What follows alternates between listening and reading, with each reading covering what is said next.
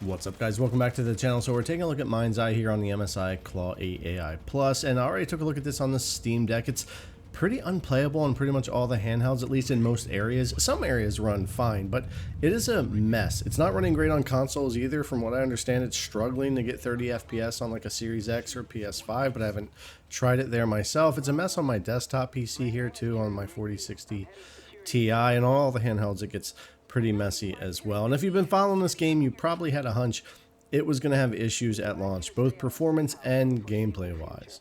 Now, when we get into the settings, we are going to start at 1200p, but we are mostly going to go down to 800p just to kind of mitigate some of the issues and keep it running a bit better. We pretty much will bounce from 25 to 60 FPS. That's the kind of range we're looking at there. We do have XeSS, which we will use on performance for 1200p and bounced on 800p.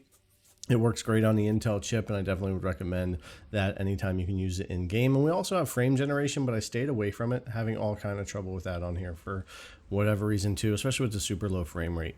Mostly low settings with medium textures, medium anti-aliasing, and motion blur turned off. It's not worth me spending a lot of time on settings and stuff with this game like I might on other games. It's just not worth your time or mine. The performance is horrible. It's poorly optimized. There's all kinds of issues with bugs and glitches, and I think we all kind of expected that. I actually do like the story, and some of the cutscenes are great, and I can see where there was some potential, but they just didn't really get there. This same scene switched over to 800p does run a bit better, and you can see kind of what we get there. A few more FPS in this area that we were dipping around 26. We can hang on here at around 36, 34 there, so it's a little bit better. But yeah, the FPS dips and ranges all over the place. With 800p next to 1200p here running in the same area, you can see what kind of difference in performance we're getting. You can also see that we're getting pretty decent performance here considering what the game looks like and what we're running it as.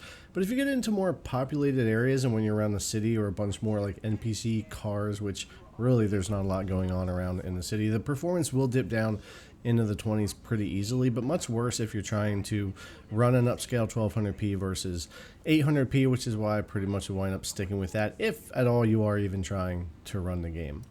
So we'll go ahead and finish getting to where we're going here, and we're going to flip right over into a cutscene. Now, these cutscenes can be capped to 30 FPS, which would help on this device, but I left things basically uncapped. They are in-game generated, which is kind of why I want to see what they were doing for frame rate there, and just like the rest of the game, they kind of bounce all over. I've had cutscenes in the 50s or 60s with no frame time stutters, and I've had cutscenes where we're in the 20s and 30s with all kinds of stuttering issues. So yeah, obviously a lot of issues there. And again, it's not really just this device or any particular device. So I have issues with the game kind of across the board, like I think a lot of people really are, which is a shame. Now, when we get out in the same area on foot, we can hit the 40s and 50s here, high 40s, low 50s pretty easily. And actually, game looks and feels decent this way. It's a shame a lot of it doesn't play this way. It would probably help a good bit. But in the exact same area, as soon as we go to jump over the fence and get into the trailer park area, we're almost 20 FPS lower and start to have stutter and frame time issues. And this is kind of prevalent throughout different missions. This is just one example, but there are missions that do run a bit better, especially if you're inside buildings and stuff like that. But ultimately, it's not great performance that ranges all over the place.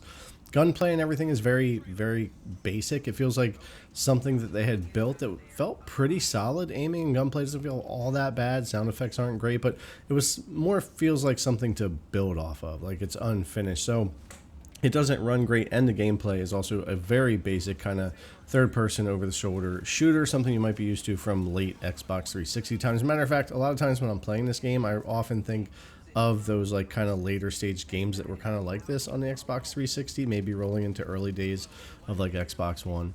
But I'm sure a lot of you guys know what I mean just by kind of taking a look at this here. So anyways, I don't want to get too crazy with everything here. I just wanted to show you how it's running with these settings. I didn't want to get into a lot of options. 17 watts isn't doable. Raising settings isn't doable. And hopefully they'll come out with some fixes and patches to at least fix gameplay and some of the performance for people who do want to play through the story and kind of get into that 15-hour or so experience. But that decent story, or what looks like could be a decent story in this, is really wrapped around a lot of bugs, issues, and pretty basic and poor gameplay.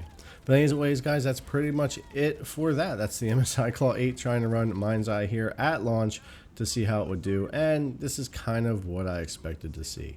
Alright guys, as always, thanks a lot for coming to check out the video. I really appreciate it, and I'll see you in the next one.